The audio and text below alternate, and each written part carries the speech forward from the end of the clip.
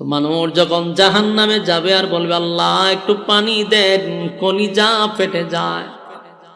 একটা দুইটা দিন নয় গো, 1000 বছর শুধু পানি পানি পানি পানি বলে চিৎকার দিবে। আল্লাহ কোনো জবাব দেয় না, জবাব দেয় না রে। 1000 বছর পরে আল্লাহ বলবে ফেরেশতারা রে, নাফরমানটা কি চায়? ফেরেশতারা কয় আল্লাহ 1000 বছর ধরে খালি একটাই কয় পানি দিতেন। আল্লাহ কয় নাফরমানে পানি চায়, পানি চায়, ইল্লা হামিমা ওয়া গাসসাকা। আল্লাহ বলেন পানি দে, পানি দে, পানি দে, ইল্লা হামিমা ওয়া গাসসাকা। এমন একটা পানি সেদিন আপনি আমাকে দেওয়া হবে যেই পানিটা ইল্লা হামিমা ওয়া গাসসাকা, আমাদের শরীরের রক্ত পুজ বিষাক্ত পানিগুলা আগুনে পুড়ে পড়ে যে শরীর থেকে পুজ বাহির হইছে, এই পুজগুলা জাহান্নামের নিচে টকবক টকবক আগুনে করতে থাকবে। এই পানিগুলা লোহার পেয়ালায় লইয়া আল্লাহ বলবে দে নাফরমানরে পানি পান করায়া দে। নাফরমান 1000 বছর পানির জন্য পিপাসা। সেদিন ঠান্ডা পানি না গরম পানি একবারও তার দেখার সময় নাই। যেই মাত্র পানি দিল রে, পানিটা পান করার সাথে সাথে দুনিয়ার গরম পানি না, এটা জাহান্নামের আগুনের গরম। এই পানিটা যখন তার মুখের ভিতরে নিল পান করার জন্য, জিহ্বা সহ গলা সহ ভিতরের নারী বুড়ি যা আছে সব গলে গলে গলে গলে পায়খানার রাস্তায় বাহিরে হয়ে যাবে। জাহান্নামীর একটা চিৎকার দিয়ে বলবে মালিক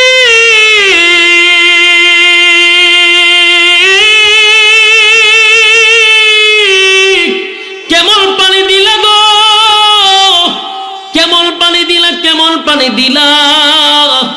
এমন পানির কথা তো আপনার কাছে আমি বলি নাই। 1000 বছর ধরে পানি পানি পানি পানি বলে চিৎকার দিলাম।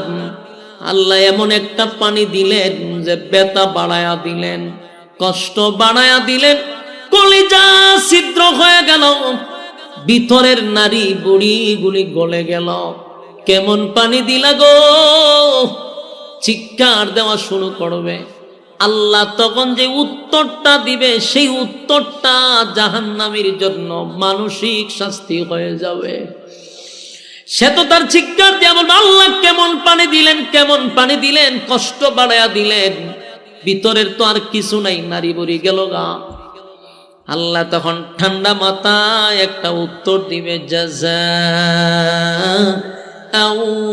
ইফাকা। এই উত্তর আসবে। এই উত্তরটা শোনার পরে জাহান্নামীরা মানসিক টেনশনে পড়ে যাবে। গরম পানি পান করার কারণে শারীরিক কষ্ট বেড়ে গেল, আর আল্লাহ যে উত্তর দিছে এটার কারণে মানসিক কষ্টটা তার বেড়ে গেছে, মানসিক কষ্ট বেড়ে গেছে। আল্লাহ কয় জাযাউ ইফাকা। বুঝ বন্ধা এখন কেমন লাগে, কথা কি বুঝতেছে? আল্লাহ কয় বুঝ যখন মজা কেমন লাগে। দুনিয়ার জমিনে আমি তোরে ক্ষণস্থায়ী দুনিয়ায় পাঠাইলাম একটা পরীক্ষা দেওয়ার জন্য। বান্দারে তুই পরীক্ষা না দিয়া ফাজলামি শুরু করছস। সময় মাত্র 60 বছর। এই 60 বছর আখিরাতের মাত্র কয়েক ঘন্টা। ওই হিসাব করে আপনারে পাঠাইছে পরীক্ষা দেওয়ার জন্য। এই কয়েক ঘন্টা সময় তুই আকাম কুকাম কইরা পিএইচডি করে বসে রইছস। দুনিয়ায় তোরে দিলাম পরীক্ষার কোনো পরীক্ষা দেওয়ার জন্য। তুই যত আকামের রাজনীতি করলি, যত আকাম কুকামের পিএইচডি করলি, তোরে তো আমি দুনিয়ায় পানি দিছি, ঠান্ডা পানি, গরম পানি, মিষ্টি পানি, শরবত বানায়া খাওয়াইছি, কিন্তু আমার নাফরমানি করলি, আমি আল্লাহর গোলামি করলি না, নবীর তরিকায় চললি না। আজকে আমার কাছে এসে পানি চাস, বান্দারে বহু পানি দুনিয়ায় পান করাইছি, আমার গোলামি করস না। আজকে এখানে আসছ নে বিষাক্ত পানি আর রক্ত আর পুষ্পান কর। নারী বুড়ি সব পায়খানার রাস্তায় বাহির হয়ে গেছে। আল্লাহ কয় এখন বুঝো মজা কেমন লাগে। ভয়াবহ একটা পরিস্থিতি হবে গো, উপায় থাকবে না, উপায় থাকবে না, উপায় থাকবে না, উপায় থাকবে না। মুরব্বী বাবাদেরকে বলি, বিশেষ করে যুবক ভাইদেরকে বলি, ওয়াজ মাহফিলে আমরা আসি সাধারণত দিলটারে নরম করার জন্য, জীবনের সব গুনার উপরে লজ্জিত হইয়া দিনই কথা শুই না বাড়িতে যাওয়ার কথা। আজ ওয়াজ মাহফিলে এগুলা চলে না। এখন অধিকাংশ মাহফিলে বক্তায় 8-10টা গানই গায়। মানুষের দিল মরে গেছে। জাহান্নামের বয়ান শোনানোর কথা ছিল, জান্নাতের বয়ান শোনানোর কথা ছিল, নামাজের কথা বলার দরকার ছিল, সুদের বিরুদ্ধে বলার দরকার ছিল, ঘুষের বিরুদ্ধে কথা বলার দরকার ছিল, মানুষ গুনার থেকে ফিরে আসার কথা ছিল। এখন এই গুনাহ চলে না, এখন চলে বাপ দাদার ইচ্ছা। কাল্পনিক যত কাল্পনিক গল্প, ছড়ি বইয়ের গল্প এখন ওয়াজ মাহফিলে চলে। এর দ্বারায় মানুষের দিলের কোনো পরিবর্তন হয় না, মানুষের দিলটাও নরম হয় না। যাওয়ার সময় একবারও নিজের গুনার উপরে লজ্জিত হয় না। যুবক হাতে পায়ে ধরে বলি, দিলের কান লাগায়া শুনেন, আগামী কালকে চাইলেও আপনি মাহফিল আসতে পারবেন না, এখানে বসতেও পারবেন না। এটা আপনি আমার জীবনের শেষ মাহফিল হতে পারে রে, এখানেই না, আগামী 1 বছর পরে মাহফিল হবে। 1 বছরে আমি থাকবো না, আপনি থাকবেন, কোনো গ্যারান্টি আছে? আর এখনো যদি বাড়িতে যান, গিয়া সাথে সাথে ঘুমাবেন না, সেটাও জানি, মোবাইলে টিপতে টিপতে ফজর পর্যন্ত।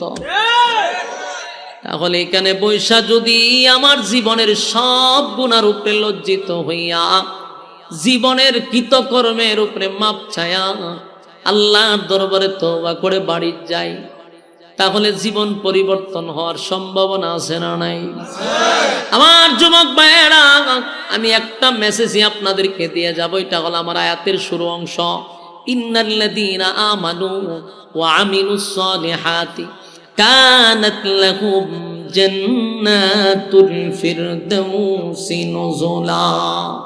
আল্লাহ রাব্বুল আলামিন বলেন, এই নেক আমল করবি, ঈমান আনবি, ঈমান আনার পরে নেক আমল করবি, আমি আল্লাহ তোরে জান্নাতের মেহমান বানাবো। এটা সাধারণ কথা না, আল্লাহ ওয়াদা দিছে আমাদেরকে জান্নাতের মেহমান বানাবে। শর্ত হলো ঈমান আর নেক আমল। কথা হয় না? ঈমান বলতে কি বুঝলাম একটু আগে বুঝাইছি, যে সুদও খায় নিজের ঈমানদার দাবি করে, ঘুষও খায় নিজের ঈমানদার দাবি করে, এমন ঈমানদার নয়।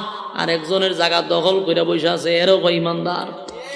এমন ঈমানদার নয় রে, সাহাবীদের মতো ঈমান আনতে হবে। সাহাবায়ে কেরাম ঈমানের উপরে অটল থাকছে, ঈমানের পরীক্ষায় তারা উত্তীর্ণ হয়েছে, তাই তো জান্নাতি সার্টিফিকেট দুনিয়াতে পেয়ে লইছে। সুবহানাল্লাহ, দুনিয়াতে জান্নাতের সার্টিফিকেট পাইছে।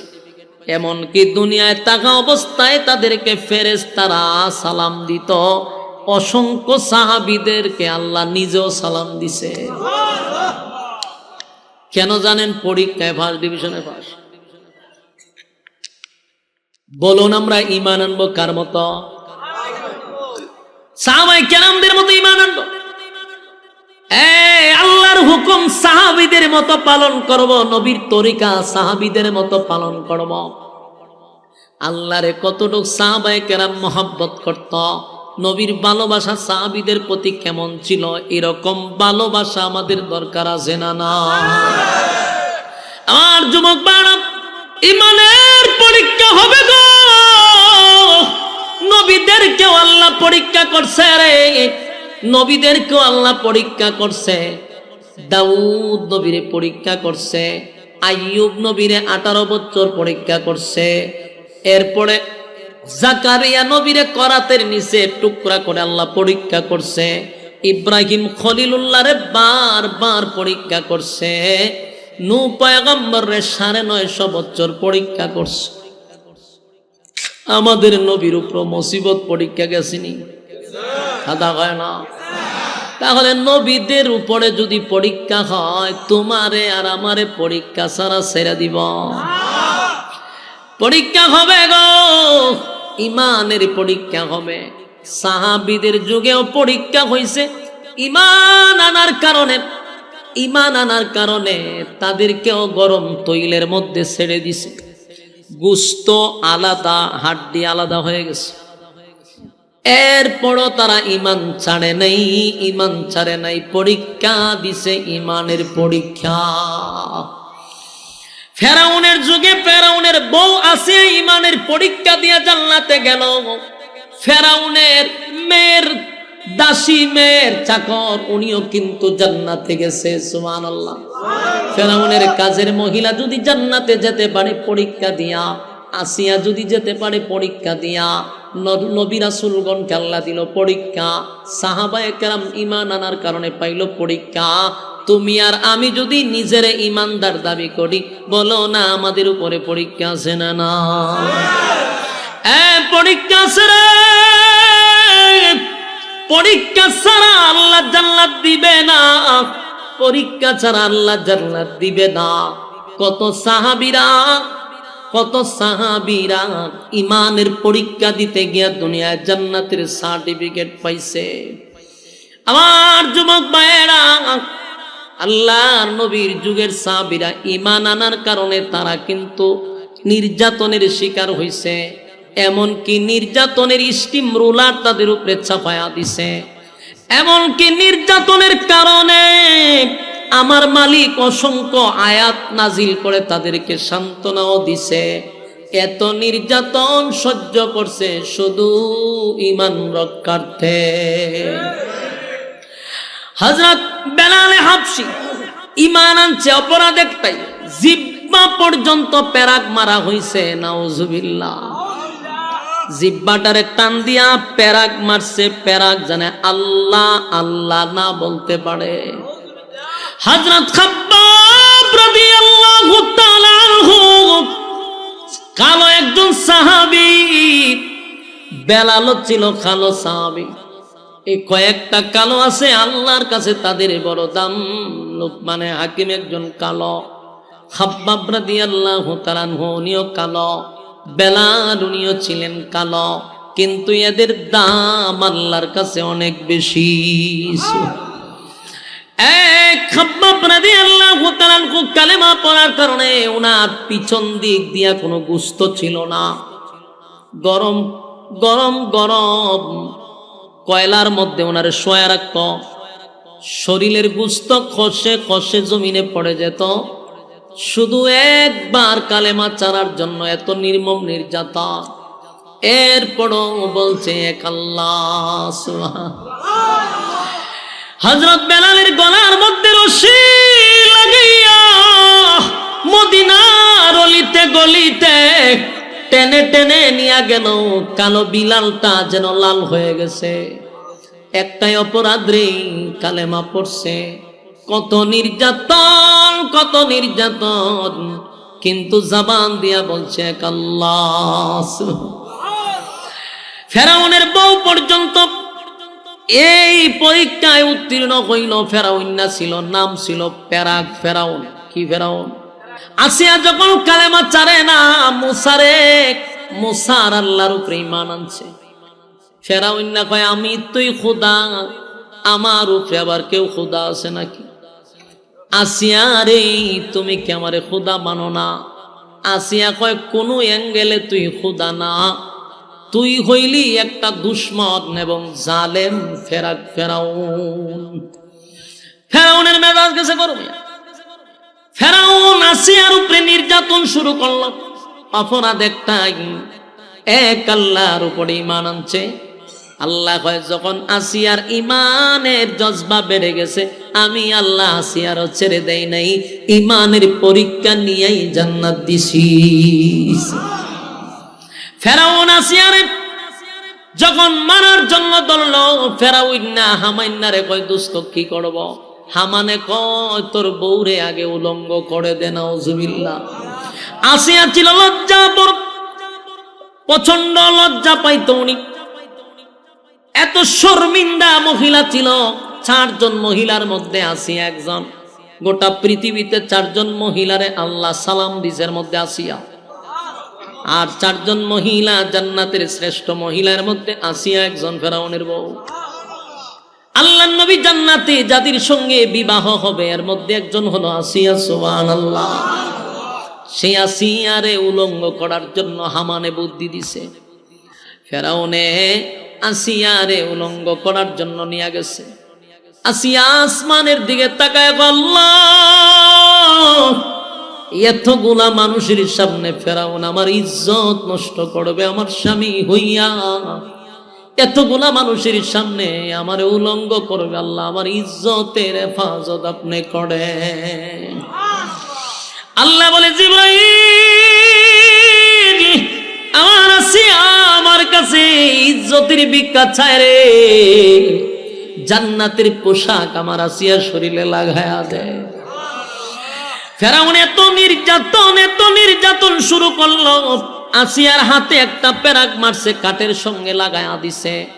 এইদিকে আর একটা পেরাক মাইরা কাঠের লগে লাগায়া দিছে। 2 পায়ে 2টা পেরাক মারছে। এরপরেও আসিয়া ফেরাউনরে খুদা মানে না। ফেরাউন বারবার বলে, বিবি রে, এখনো সময় আছে, আমারে খুদা মান ছেড়ে দিব। এবার আসিয়া মুখ টুট লড়াইয়া কি যেন বলে। ফেরাউন আসিয়ার কানের টুটের কাছে গিয়া কান লাগাইছে। লাগায়া দেখে আসিয়া আল্লাহ আল্লাহ বলে ডাকতেছে। ফেরাউনের মেজাজ গেছে গরম হইয়া, কয়, হামাইন্না রে, আমার বউরে উলঙ্গ করলেও কালেমা ছাড়ে না।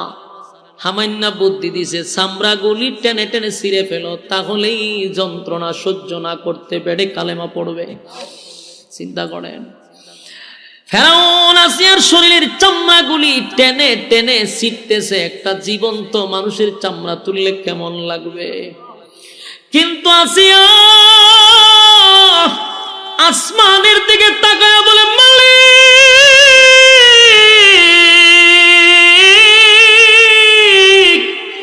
আমি আর বরদাস্ত করতে পারি না গো, আল্লাহ জালেমের কাছ থেকে আমারে বিদায় দাও, আমারে বিদায় দাও, বিদায় দাও। আল্লাহ তোমার পাশে আমার একটা ঘর বানায় দাও। আল্লাহর কাছে দরখাস্ত করার সাথে সাথে আসিয়া মুস্কি মুস্কি হাসতেছিল। ফেরাউন সহ্য হইয়া কয়, চামড়া টেনে টেনে তুললাম, শরীরে প্যারাক মারলাম। আমার বিবি আসিয়া মুস্কি মুস্কি হাসে, উপরের দিকে তাকাইয়া, ঘটনা কি রে? এই মুহূর্তে ফেরাউন বড় একটা পাথর লইয়া কয়, আসিয়া রে, এই মুহূর্তে পাথরটা তোর মাথায় আমি মেরে দিব। মরার সময় মিথ্যা কথা কইস না, ক তুই কেরে মুস্কি মুস্কি হাসস। ফেরাউনের বউ আসিয়া বলে, এই ফেরাউন শুন, আমি আমার আল্লাহর কাছে দরখাস্ত করছি, মালিক তোমার পাশে আমার একটা ঘর বানায়া দাও, জান্নাতের পাশে তোমার পাশে একটা ঘর বানায়া দাও। আমার মালিক আমার জন্য ঘর বানাইয়া আমার চোখের সামনে জান্নাতটা ধরে রাখছে। দেখা দেখা আমি আর লোভ সামলাইতে পারতেছি না, তাই তো মুস্কি হাসতেছি। সুবহানাল্লাহ। যুবক ভাই, ফেরাউন বরদাস্ত করতে পারে না, বিশাল একটা পাথর দিয়া আসিয়ারে হত্যা করছে। একটা মাত্র অপরাধ, আসিয়া ঈমান আনছে কার উপরে? আর এমন ঈমান আনলো, আল্লাহর সাথে সাথে পরীক্ষা নিল। পরীক্ষায় আসিয়া 5 ডিভিশনে পাশ করলো। আল্লাহ জান্নাতে আসিয়ার জন্য ঘর বানাইল। আমি আবারও বলছি, পৃথিবীর এমন কোন মুমিন নাই নিজের ঈমানদার দাবি করার পরে বলবে যে আমারে পরীক্ষা নিবে না। না না, পরীক্ষা ছাড়া আল্লাহ জান্নাত দিবে না। কেউরে আল্লাহ গরিব বানাইয়া পরীক্ষা করবে, ভিখারি বানাইয়া পরীক্ষা করবে, কাউরে টাকা সম্পদ ধন সম্পদ দিয়া পরীক্ষা করবে, টাকা দিয়া পরীক্ষা করবে, গরিব বানাইয়া পরীক্ষা করবে, ক্ষমতা দিয়া পরীক্ষা করবে। এক একজনের পরীক্ষা এক এক রকম হতে পারে। কেউরে সম্মানের জায়গায় বসাইয়া পরীক্ষা করবে, এ গরিব যাদেরকে বানায় আল্লাহ গরিব বানাইয়া পরীক্ষা করে, ওই অবস্থায় তাইকাও বলবেন আলহামদুলিল্লাহ। ধনী বানাইলে পরে টাকা ধন সম্পদ দিয়ে আল্লাহ পরীক্ষা করে গো। টাকা যদি হয়, ব্যবসা যদি হয়, কোটি কোটি টাকার মালিক হন, বুঝবেন পরীক্ষা শুরু হয়ে গেছে। টাকা কোন কাজে লাগাইতেছেন, কোন খাতে ব্যয় করতেছেন, আমার আল্লাহ পরীক্ষা নিবে। তাই এই টাকা পয়সার হিসাব আল্লাহর কাছে দিতে হবে। টাকা হইছে এমন দিনই প্রতিষ্ঠান করেন, মসজিদ করেন, আল্লাহর রাস্তায় দান করেন, খোদার কসম এগুলা সদকায়ে জারিয়া, মরার পরেও কবরে সব যাইতে থাকে, হিসাব লাগবে না। যদি মন গড়া জিন্দিগি চালান, হিসাব কেমনে দিবেন? আবার কেউরে গরিব বানায়া পরীক্ষা করে, আবার কাউরে ক্ষমতা দিয়াও ক্ষমতার চেয়ারে বসাইয়া পরীক্ষা করে। বাস্তব না অবাস্তব? কেউ যদি ক্ষমতা পাইয়া ক্ষমতার অপব্যবহার করে, মনে মনে যদি মনে করে আমি ক্ষমতা পাইছি রে 41 সাল পর্যন্ত সালামো, বলুন এটা কি অপব্যবহার না? ক্ষমতা পাইয়া যদি মানুষের উপরে নির্যাতন শুরু করে দেয়, অকারণে মানুষের উপরে নির্যাতন, কোনো অপরাধ নাই, নির্দোষ মানুষকে আয়না গড়ে, মানুষকে নির্দোষভাবে ফাঁসি দেওয়া, মানুষের উপরে হামলা করা, ওয়াজ মাহফিলে বাধা দেওয়া, মাদ্রাসার শিক্ষকদের আলেমদের উপরে বাধা দেওয়া, এরকমটা যদি কেউ করে, বুঝবেন ক্ষমতার অপব্যবহার হয়ে গেছে, তার ক্ষমতার অপব্যবহার। আল্লাহ কয় যারা ক্ষমতা পাইয়া ক্ষমতার অপব্যবহার করছে, যাই না রাত, মরণের পরে শাস্তি। শুধু তাই না, দুনিয়ায় চরম পর্যায়ের বেজ্জতি করে জুতা দা ফিডাই আমি কবরে নিভ।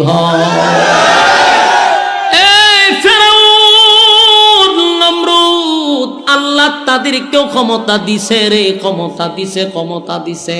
নমরুদ রে গোটা পৃথিবীর রাজত্ব দিছিল। নমরুদ রাজত্ব পাইয়া নিজের খোদা দাবি করছে।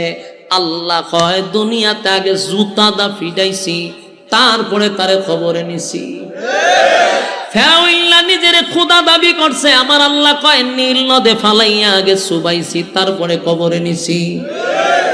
বুশ রে আমেরিকার প্রেসিডেন্টের দায়িত্ব দিল, উল্টা পাল্টা করার কারণে সাংবাদিকের জুতা দাগে ফিডাইছে। ওয়াং সাং সুচি মানুষের উপরে নির্যাতন শুরু করছে, তাই সেনাবাহিনীর জুতা দিয়ে ফিডাইছে। এখন বাকি রইছিল বাংলাদেশের, তাইন্ডো সাইজ করা হইছে। শুধু আকাশে উড়ার কারণে হয় নাই, জমিন দিয়া গেলে ঠিকই হয়ে যাইত। এরপরে বাকি রয়েছে দাদা, দাদারও আল্লাহ সাইজ করবে। কথা হয় না? যারা দুনিয়ার জমিনে জুলুম করছে, কেউরে আল্লাহ ছেড়ে দেয় নাই, কেউরে ছেড়ে দেয় নাই। আল্লাহ কয় আমি ছাড় দেই, কিন্তু ছাইরা দেই না। আল্লাহ বলে বান্দা শুন, আমার দেওয়া হায়াত পাইয়া, আমার দেওয়া হায়াত পাইয়া আমারে দিলি না, মন গড়া জীবন যাপন করলি। ক্ষমতা দিছিলাম, ক্ষমতার অপব্যবহার করলি। সম্মান দিলাম, তাও তুই নিলি না। আমি আল্লাহ পরীক্ষা ছাড়া জান্নাতুল ফিরদাউস আমি তোরে দিব না। এই জন্য সর্বপ্রথম আল্লাহ বলেন ইল্লাল্লাযীনা আমানু।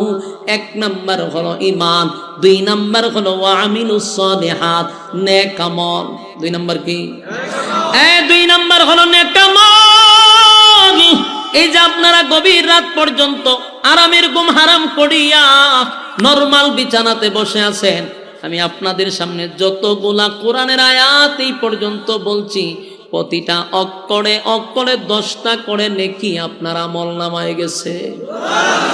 বলুন এই নেকির দরকার আছে না নাই? হাসরের ময়দানে কেউ একটা নেকি দিয়ে সাহায্য করবে না গো। একটা নেকি মা সন্তানরে দিবে না, বাবা সন্তানরে দিবে না। আমার কথা নয়, আল্লাহ কোরআনে বলেন ইয়াউমা ইয়াফিরুল মারউ মিন আখিহি ওয়া উম্মিহি ওয়া আবি ওয়া সাহিবাতিহি ওয়া বানি। কিয়ামতের কঠিন ময়দানে মা তার সন্তানের পরিচয় দিবে না, বাবা সন্তানের পরিচয় দিবে না, স্ত্রী স্বামীর পরিচয় দিবে না, স্বামী তার স্ত্রীর পরিচয় দিবে না।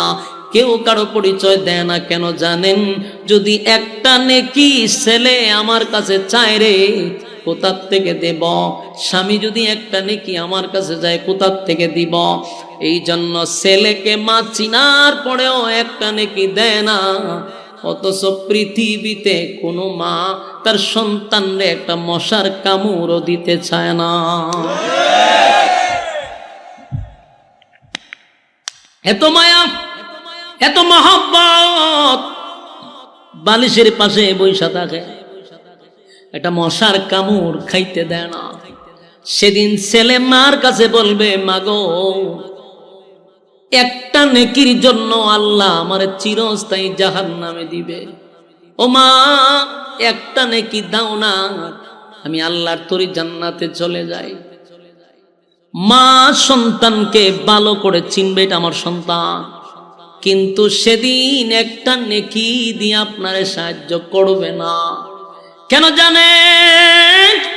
আমি যদি একটা নেকি দেখো, আমি একটা নেকির জন্য কার কাছে যাব রে? এই জন্য সেদিন সন্তানকে একটা নেকি দিবে না। এই জন্য আল্লাহ বলেন, হাসরের মাঠে কেউ কারো হবে না, কেউ কারো হবে না। আমাদেরকে অনেক সময় অনেক বক্তারা ওয়াজ শোনায়, আপনাদেরকেও শোনায়, হাসরের মাঠে অনেক পীর নাকি তার মুরিদানদের নিয়ে জান্নাতে যাবে। এমন ওয়াজ শুনাইয়া শুনাইয়া আপনাদের ঘরের ছাগল আর গরু কিন্তু নিয়ে যায়, ঘরের মুরুগটাও নিয়ে যায়। আল্লাহর কসম, এই আয়াত হলো সাক্ষী। ইয়াউমা ইয়াফিরুল মারউ মিন আখিহি ওয়া উম্মিহি ওয়া আবি ওয়া সাহিবাতিহি ওয়া বানি। হাসরের মাঠে মা তার সন্তানের পরিচয় দিবে না, বাবা সন্তানের পরিচয় দিবে না। আমার প্রশ্ন হলো, মাতৃকা কি মাসির আদর বেশি? কথা হয় না? মা সন্তানের পরিচয় দেয় না, ফিরে বুঝি গিয়া কবে এটা আমার মরিদ। ফিরে তো আগে ইচ্ছা মতে হতকান বাদাম দিব, কয়টা গরু খাইছ তার কয়টা ছাগল খাইছ ক। মুরিদান নিবি পড়ে আগে আগে ক কয়টা ছাগল খাইছ। এই জন্য এগুলা বাউতা বাজি। বলুন কি বাজি? হাসরের মাঠে যদি কেউ সুপারিশ করে, যদি করে করে, একমাত্র সুপারিশের মালিকানা পাবে আমাদের নবী। আল্লাহর নবীকে সুপারিশের অনুমতি দেওয়া হবে গো। হাসরের মাঠে কেউ সুপারিশের মালিক নয়, আল্লাহ অনুমতি দিবে শুধু আমাদের নবীরে।